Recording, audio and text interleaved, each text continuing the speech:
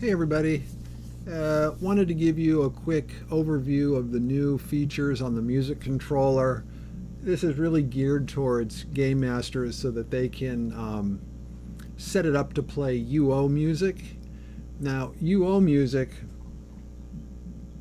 it differs from what we talked about in the previous videos, and you've heard in many of the videos I've made with regard to invasions and whatnot. Those are Razor files and sheet music, and those are all produced server side, and we have fine-grained control of when they're played and how loud they're played, and they diminish over space and time.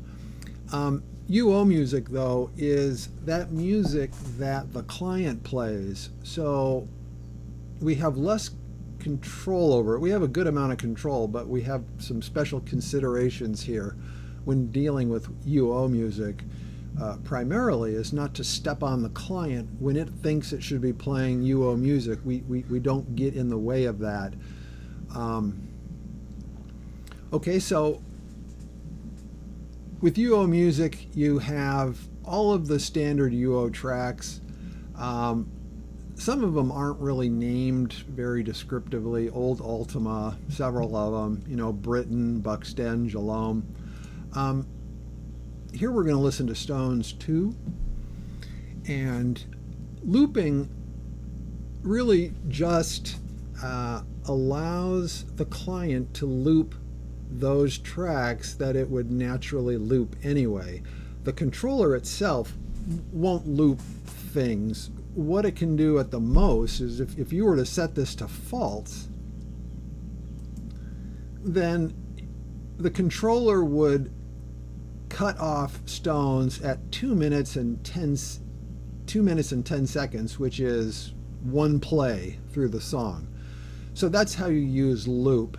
You either disallow the client from repeating it, looping it, or you allow it to loop it. Okay, and then finally, range.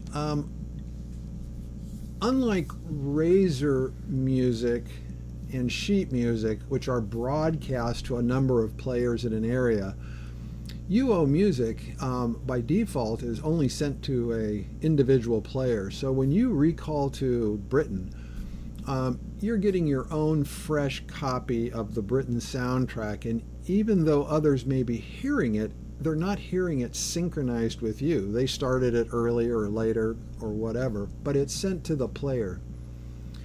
The controller here does, though, synchronize UO music for a single player, for a party of players, for players in an area. So we have we for our area we use like 15 tiles, which is about a screen. It's about what you're looking at here, or an entire region. Okay, so let's try that really quick. First, let's try setting it to a single player. So if Adam here trips the motion sensor, only Adam will hear Stones. Morgoth over here won't hear it because we're just sending it to the player. All right, so let's try that. Okay, so Adam can hear this, but Morgoth is not hearing anything. That's because we're just at the player. All right. Okay, so a useful trick while you're working with the music controller, you can reset things just by double clicking the music controller. So I'm going to do that now. Okay, so I canceled the tune and reset things back to a quiescent state. Okay, so now we're going to set it to party. Okay, now these two guys are in a party together. So now if Adam trips the music controller via the motion sensor, both players are going to hear this. Okay, now let's go over to Morgoth. All right, so I'm clicked over here. Morgoth is hearing it, and they're synchronized. I'm clicking over here and over here, so they're synchronized for everyone in the party. Area works similarly, except you're not required to be in a party. It's anyone in that area. So if you won the quest, it might be a good way to let everyone in that area know that you won, or perhaps the region. You could inform the whole region that you've beat the quest. Okay, so that's really it. Let's see if we can find another example here. Yeah, victory. This is one I like for winning a quest or an event or discovering something.